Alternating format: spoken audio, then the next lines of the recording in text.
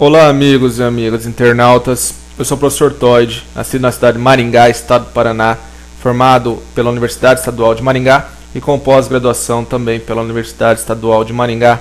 Atuo na instituição Sapiens Curso Colégio, Colégio Drummond, Colégio Global, Colégio Objetivo, Colégio Universitário, Colégio Dom Bosco e Curso Cognitivo. Vamos iniciar mais uma videoaula, que tenho recebido bastante e-mails pedindo uma aula sobre número de oxidação ou a sua abreviatura sobre NOx. Vocês podem decorar aqueles dados do slide anterior que eu acabei de passar ou compreender, né? Então vamos lá. Eu tenho aqui, por exemplo, os elementos da família 1A. O lítio, o sódio, o potássio, o césio, o frâncio e assim por diante. Vamos supor que esse átomo desenhado aí em azul do nosso lado direito seja o átomo de sódio. Tudo bem? Se ele é um átomo de sódio, ele está na família 1A. Se ele está na família 1A, na sua última camada, na sua camada de valência, ele possui apenas e somente um único elétron. E é mais fácil para ele perder esse elétron. E quem perde elétron, perde uma carga negativa.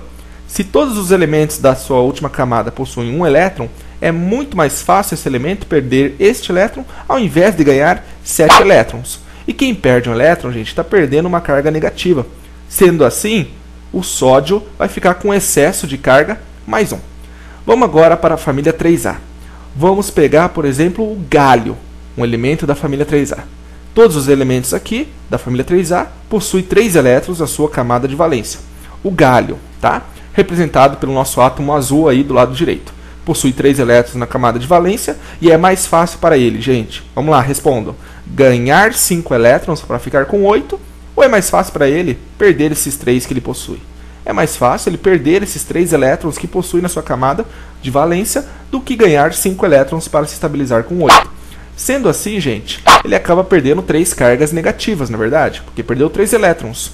Portanto, o átomo de gálio vai ficar com excesso de 3 cargas positivas, porque ele perdeu 3 cargas negativas.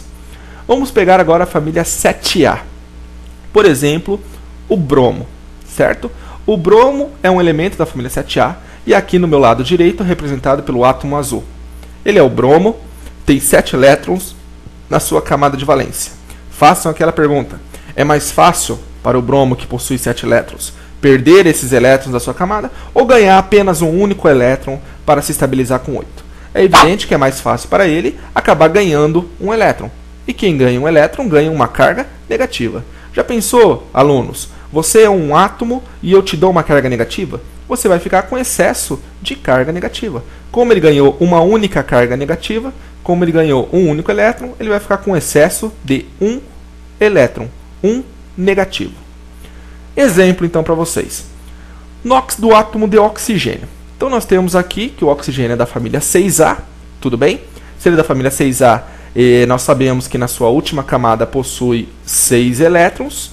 Se possui 6 elétrons, é mais fácil para esse átomo ganhar 2 elétrons para ficar com 8 do que perder esses 6 elétrons que ele tem na última camada. Quem ganha 2 elétrons acaba ganhando 2 cargas negativas. E daquele átomo, ele agora possui um excesso de carga negativa. Então ele se transforma em um íon. O íon que possui excesso de carga negativa é chamado de ânion. O íon que possui excesso de carga positiva é chamado de cátion. Tudo bem? Como ele ganhou 2 cargas negativas, como ele ganhou 2 elétrons para se estabilizar, ele fica com aquele valor menos 2 em cima do elemento oxigênio, que corresponde ao seu número de oxidação. Portanto, o número de oxidação do oxigênio, do átomo de oxigênio, é menos 2. Outro exemplo, gente, vamos trabalhar com berílio. Berílio está ali o primeiro elemento da família 2A. Lembrando que a família 2A é conhecida como família dos metais alcalinos terrosos. Como o berílio está na família 2A, significa que na sua última camada ele possui 2 elétrons. Se ele possui 2 elétrons, é mais fácil para esse átomo perder esses 2 elétrons, ao invés de ganhar 6 elétrons para ficar com 8. E quem perde 2 elétrons estão perdendo 2 cargas negativas. Se o berílio perdeu 2 cargas negativas, se o berílio perdeu 2 elétrons, ele fica com excesso de carga positiva, porque ele perdeu 2 cargas negativas. Portanto, o seu número de oxidação, o seu NOx, é mais 2. Agora, quando é NOx de uma molécula binária? Por exemplo, aqui, CO2, dióxido de carbono ou gás carbônico. Vamos descobrir o NOx aí dos elementos que compõem a molécula binária.